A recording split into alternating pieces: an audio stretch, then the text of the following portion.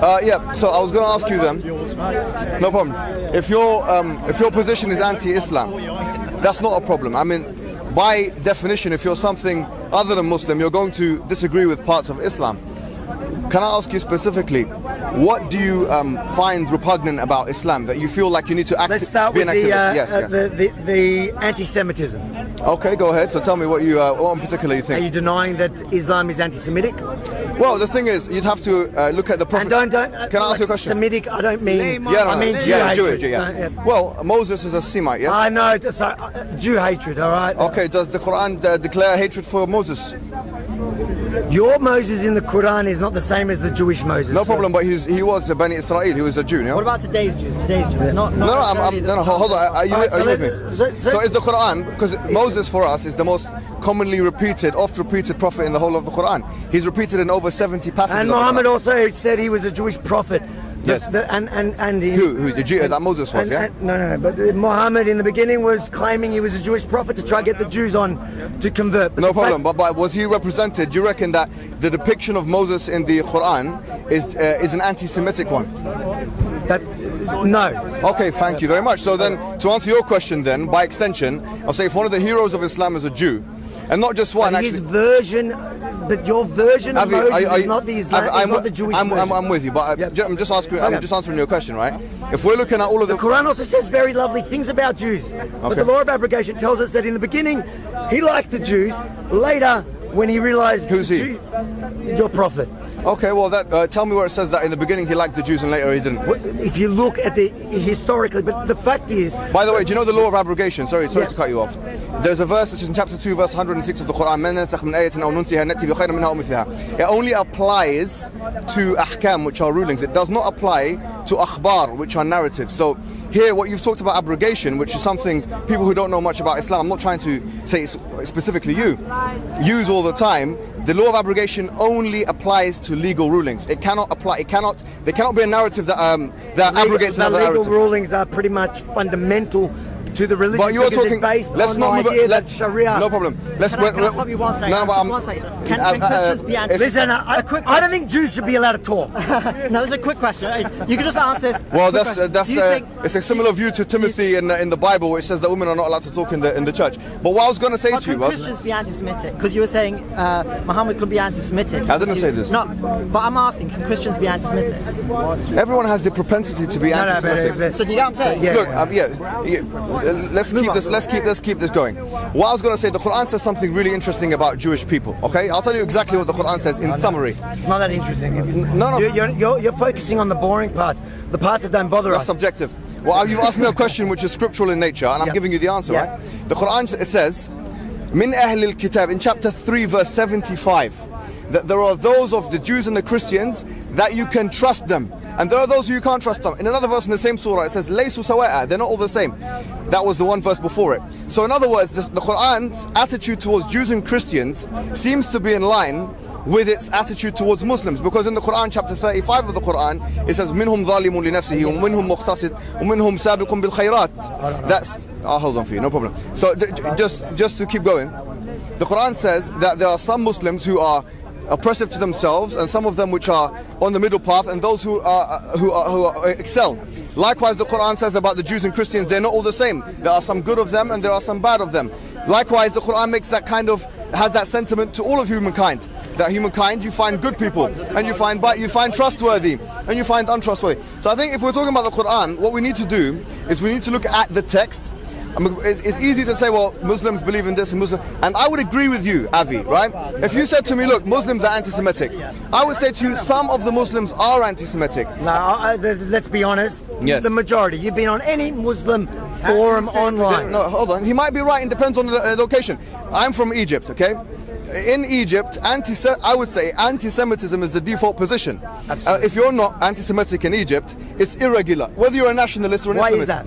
It's because of, I will tell you, hold on, let me answer your question. I can't wait for you to say the said word. No, it's not Zionism. I'm not saying that. It's because of the wars that ensued. Should have been the Rothschilds. 1967, 1973. These wars heightened the anti-Semitism. But then, on the flip side, the peace That's like the Brexit. It's called sore losers. No problem. But no problem. I don't disagree with history, right? History is something which is there. But what I'm saying to you is that on the flip side, you do disagree with history, because when it comes to Israel, I've seen you. Let's not convolute the discussion. No, but you made a pretty Go ahead, Avi, strong statement that you don't disagree with history, but you actually do fundamentally disagree. Okay, well that's maybe you're right. Maybe it's because of my compounded ignorance of history.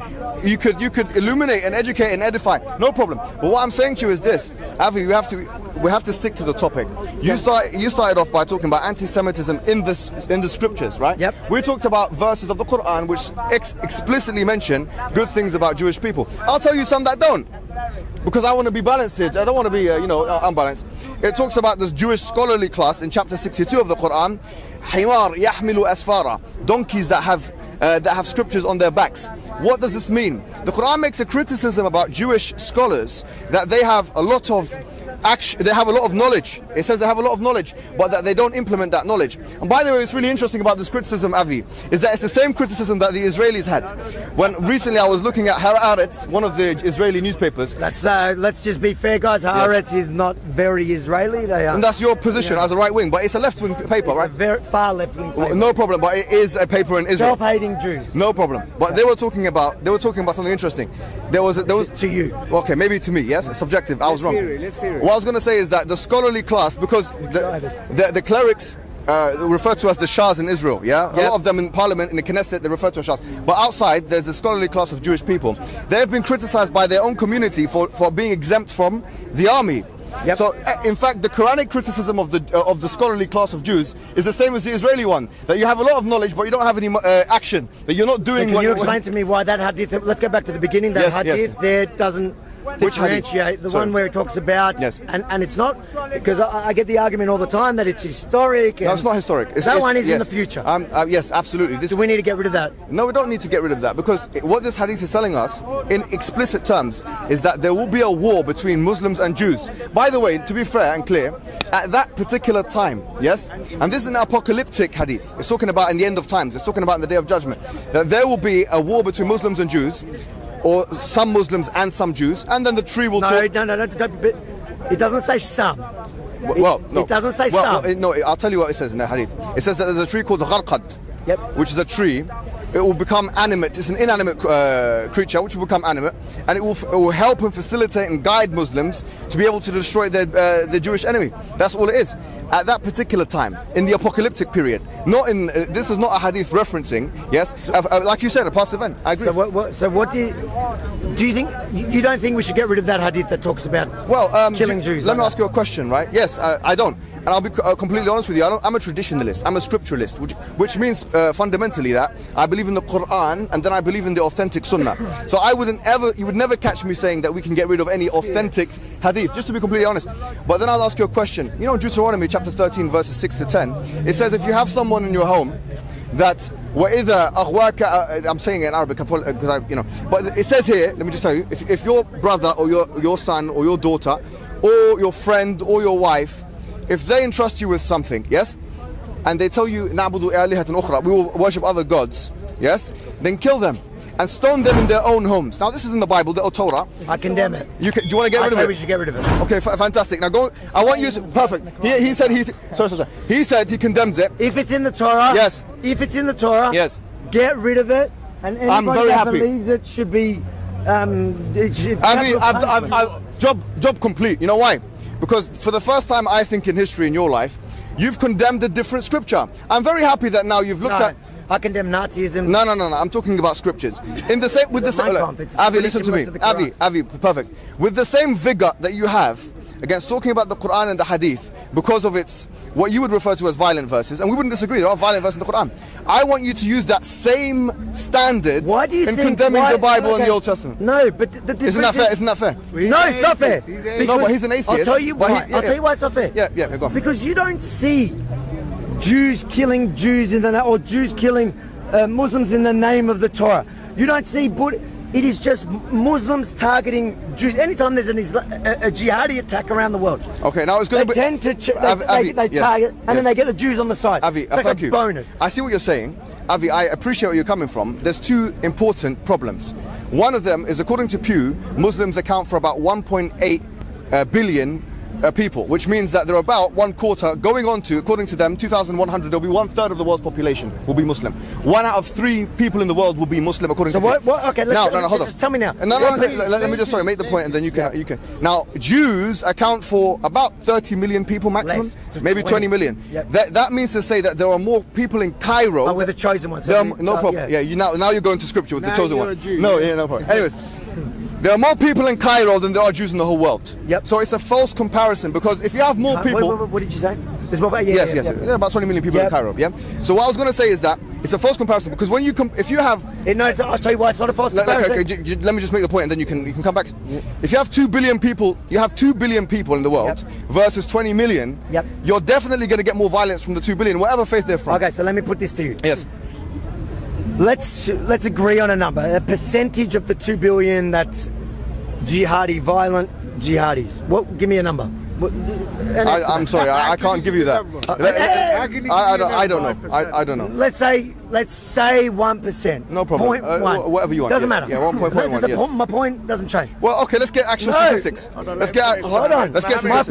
My point here is that it's not the gross number that counts. Yes. It's the fact that in no other religion do you have even the matching percentage that is killing and targeting others in the name of the religion. What's the there source? is a fundamental So Avi, what's the source for that? What source do you have? What evidence do you have for this? For what? For the point you just made, because I can give you evidence to the contrary. Just life. No. Avi, I'm going to say to you, that's not an academic way of making. Avi, I don't need you to give me academia. Avi, don't get distracted. Okay, I'm making a very clear case. All I'm saying to you. I heard your point. Sure. Let Avi make his point. Go ahead, Avi. There is no other religion. I think there are so many more Muslims than Jews. We get that. No problem. Yes. And obviously there are going to be many more violent ones because of the numbers. But percentage per capita. Can I come back to you? Per capita. Yes. Because there is no fundamental thing that teaches any other religion to kill. No problem, Avi. I will tell you something, right? If you look at the book of Deuteronomy, book of Numbers, chapter 31, verses 18 and verses 32, it's very clear that there is a very clear command to Moses to go into the village and the take Canaanites. Yes, to go into the village. If the Canaanites were here today, yes. And take 32,000 girls who are virgins and take them as slaves, etc. Yeah, it's very Islamic of it. Now, yes, very Islamic. They predated Islam, so maybe it was maybe the opposite. Joke, no problem. Now, what I'm saying to you, should we take that out of the Bible as well? If it's historically happened, it's a disgrace. I condemn it. It's a command. It's a command from God, according to the Jews. Now, if there were Canaanites today, yes. or Amalek, you're talking about the Amalek people. No, these are not Canaanites. Canaanites. If they existed today and Jews were targeting them, I will be at the front condemning them as well. Okay, I like that. Okay, fine. So let me go back to. It's irrelevant because it doesn't exist. I appreciate. And you're fucking tall. It's annoying. No problem. No problem, Avi. I'm coming back to the social extrapolation. In terms of raw data, okay, raw data that we have in front of us. In terms of raw data that Did you pay for that coffee, or was that another one of those ones? Avi, please, can you continue with me, please? Ali, please. In terms of raw data that we have in front of us, according to Daniel Pape, who wrote the book Dying to Win, looking at the period of time from 1980 up until I think it was 2000. It was a 30-year period he looked at, and it's probably, regarding academics, it's probably the most accurate survey of suicide bombers in the modern period. And he said that in terms of ratio, the number one group of people that did suicide bombing was the Tamil Tigers. That's his finding, right? Yeah. What years was this? Pardon? What years? What? He looked from 1980 until another period, 2005, I think. 1980 to 2005, which is about 25 years. Yep. So he looked at that period of time, which is pre, obviously, 9/11, and post. Yep. Yeah. Okay. So here we're looking at a very. So here the point is this: is that when we look at the academic data, it doesn't substantiate your claim. It does, because the Tamil Tigers, and I condemn any. See now, Avi, do you know what I've done with you today? No, Avi. Hold on. Yes, go ahead, sorry. Yes. But the Tamil Tigers is in a specific war zone. Islam, so suicide bombing. Islam looks at the war. No, I'm condemning it. No problem. But what I'm saying is the reason why you don't see me out there taking up the cause of the Tamil, because the fact is they are no threat to us here in the West. Okay, so your focus is that which is a threat. Because your religion calls No, for Avi. the fundamental basis of it Yes. is an Islamic caliphate worldwide. Okay, no, all of you believe that one day. That's your interpretation of that. No, What? Are you denying that? Yeah, I'm denying that. I don't think the fundamental. Follow the Quran then. I know, I know the Quran. Hold on, guys. Sorry. Do you not believe? Okay, fine. Not fundamental. Do you believe? No. I believe that the fundamental message of Islam. No. Forget the word fundamental because Right, I like it. I can see what you're doing. Yes. I will tell you clearly, right? I will tell you clearly that. I will tell you clearly that. I will tell you clearly. There is no specific instruction in the Quran, and I dare anyone to defy me. There is no specific instruction in the Quran telling ordinary Muslim laymen to establish a caliphate, and you can give me the opposite.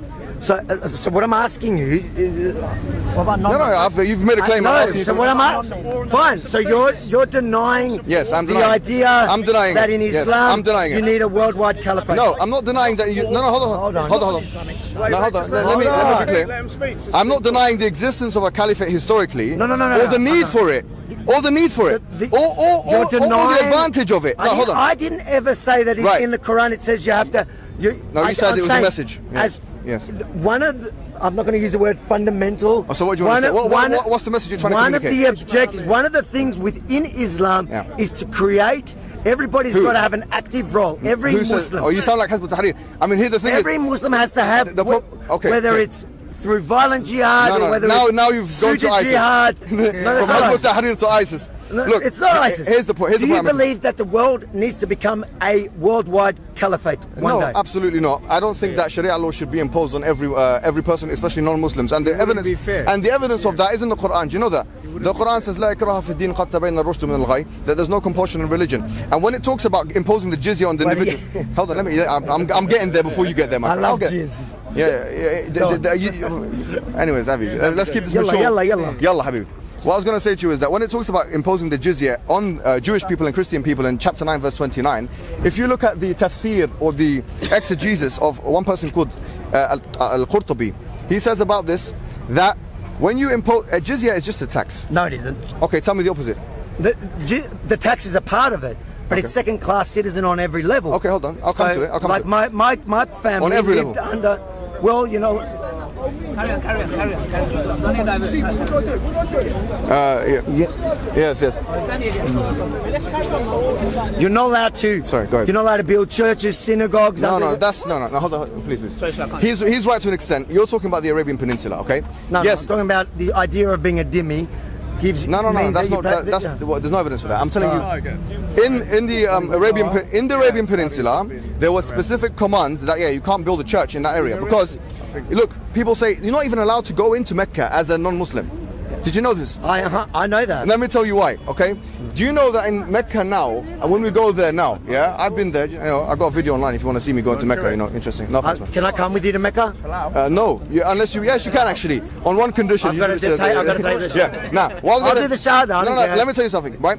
It's a city which is quite small. There's about 3 million people that go there every year, Now, people die being trampled over and things like that. And the reason why they die is because of overpopulation, overcrowding, right?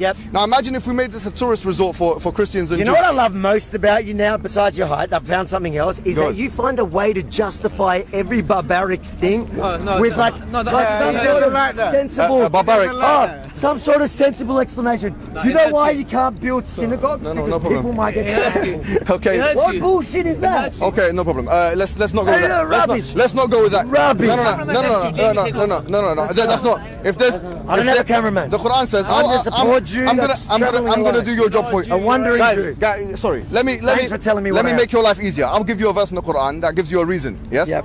It says إنما المشركين نجس فلا يقربوا المسجد الحرام بعد عامهم هذا. It says that certainly the polytheists are impure, so they should not be allowed in the sanctuary after this year. What does it mean to be impure as a polytheist? There's two opinions. One opinion is that they are impure in the sense that they are not Muslims, they are not monotheists, and this is the strongest opinion. So someone who does not have monotheism should not come into the sanctuary where there is monotheism. So this is the Quranic explanation. I'm not going to apologize about that. It's polemic. I'm just saying that this particular sanctuary. So you're not going to apologize for it. Do you find that I don't find that anything. And there's some places I can't go to. Cordoba. I can't go to certain places. Where can't you go? In certain places in Spain. I can't go to certain places in Spain and establish a mosque. I can't go to the Vatican and establish a mosque. Show me one. Is there any place on earth that you can't go to? Yes. Because the Wailing Wall. Of your religion. The Wailing Wall. Bullshit. I'll show you a video now. No. I took a Muslim Anyways, in a broadcast no to the Wailing Wall. Okay, very good. To prove a point. Yes, to prove a point. To prove no a problem. point. Now, can you prove a point and take me to Mecca? No problem. I'm not a liberal, brother. Avi, look at me. I'm not a philosophical liberal. Yeah. So in my estimation, if there are some things, I'll agree with you on one point. This goes against. You're a pack of racists. No, I don't, because I think that if anyone's going to be accused of racism, it's going to be the chosen race. But it's not going to be the chosen people. Gentiles. You're a Gentile. Gentiles in the Right. Gentiles. According to the Jew. Here, hold the camera for Wait, me. what's They're going to be our slaves one day. Exactly. Let me finish off with them. I think we're done. You got me. Ali, sorry. We need Ali on here because there's only 20 minutes left. No, I want to see this. Yeah, no, I'll give Ali's next. Ali's. Yalla, we got 5 minutes. After hijab, you don't need me. Yeah, no. Hey, No, I want to talk to you because you did so well on Tommy Robinson that time. no problem. Here's what I say to you guys, and I want to say openly. I don't want to seem like an apologist. I'm going to give you the. You don't want to sound like an apologist. No, I'm not an apologist. You better shut up. Okay, no. Yes. Very funny. Here's what I'll say to you then. Yeah, I'll say to you generally speaking. Number one, my premise is not philosophical liberalism. So if you think that there are some things, because you said yourself, I believe in like the Judo-Christian Western. You use the word Western, philosophical framework. I don't believe in that. I believe in. Why do you live here? No, I don't need to believe in that to live here. According to you sort of do. No. Hold on. Brother, please let me correct him. Let me correct him. Giant. Yes, Avi. According to liberalism itself, I can believe in whatever I want so long as I don't harm you. You know what I love about that is you get to use Western ideals to justify how to hate them. It's just mind-boggling. Listen, Avi, no problem. I'm going to say to you, if you're a true liberal, yes? I'm not a true liberal. Oh, so wherever you are, I don't care. If you believe in philosophical liberalism, what is your base? What is your premise? Who am I speaking to? You seem to be just... I think if you live in the West, accept Western values and embrace it. Well, Western values are liberalism, as far as I'm concerned. Okay, fine. Philosophical liberalism. But you just said now you don't accept them. Yes. No, I don't accept that is an ultimate truth. That's parts of it. Does Sharia come first? Islam come first? No doubt about it in my mind. No doubt about it in my... Yeah, 100%. Yeah, no doubt about it in my mind. I will say... Can you understand why people want to say to you, then get out? No, because... Israel come first, you or Britain? Ali, sorry. Not here. Answer. Answer, 1 second. Answer, no. Does Israel come first or Britain? Ali. Let me finish. I'll let you go next. When I'm in Australia, Australia comes first. You're a liar. When I'm in Israel, Israel comes first. So anyways, look, listen to this statement. No, guys, please. What is that? You don't talk to me like that. Brother. You don't talk to me like that. You don't talk to me like that. What happened? You don't talk to me like that. We're going to get it to you. Amos. Don't get jihadi on us. You don't talk to me like that. Push me there. I swear to God, Habib. you're cold, man. You don't talk to me like that. Akhi. 15 minutes. Anyways, listen to me. In 15 minutes you can get all jihadi, just not now. Yeah, yalla. My prerogative... Ali, sorry. Ali. Good, he demonstrates Ali, what we're saying. Avi. Don't call me Ali after That's this. Ali and then Avi. Listen to me. Mashallah. You can never be Ali. Mashallah. Here's what I'll say to you. It's my final statement. I'm going to leave after this, all right? I'm going to let Ali take that. Yes. I'm going to say to you this. Hold on.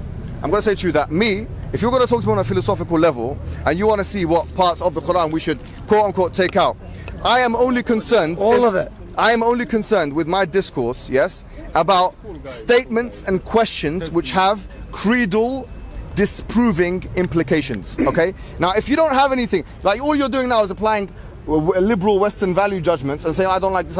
That's, to be honest with you... I just think we should condemn Jew hatred. No, that's a pretty basic start. I haven't disagreed with you on that point. What I will say to you is this. If it doesn't have creedal disproving... You disagree? My name is Yusuf, man. Yusuf. My brother's also Yusuf. Brother Moshe, you call it. Akhi, I'm speaking to him. Let me finish off my statement, then you can speak. Yes? Avi, look at me. Whatever. Yes. Point being is, here's why I think you should stand. I appreciate two things you've done today. Yes? You condemned parts of the Old Testament based on your idea of morality. Yeah. That's good. You condemned parts of, in general, the Bible, right? And you said that it's relevant to all The scriptures. rabbi here said they weren't even in the Bible. I'm not. So here, he's not a Jew by religion. Here's the point. What I think you should do, my advice to you, if you want to apply a morally coherent standard, you should be as active. Yeah, don't antagonize him, please. Can you give him away? Let him get his shot. Look at me. You guys are bad names. You should be as active in condemning biblical scripture as you are condemning the Quranic scripture. I want to see that change. The moment change. Jews start flying planes into buildings, Wallah Habib, I'm with you. Okay, no problem. Okay, Now, let's go. done, Ali. I am so grateful to Allah for having guided me to Islam. Sadly, I am the only Muslim in my family. It hurts me that my parents haven't accepted Islam yet, and I ask Allah to guide them. But it also gives me a special drive to work for the establishment of Islam. I don't want anyone to miss the chance of becoming Muslim. The Prophet ﷺ said that the Muslims are like one body. If you can feel my pain, would you please help me relieve it? You are now my new family. Click the link and donate to establish this masjid and share in the reward for the message of Islam reaching the corners of Norway.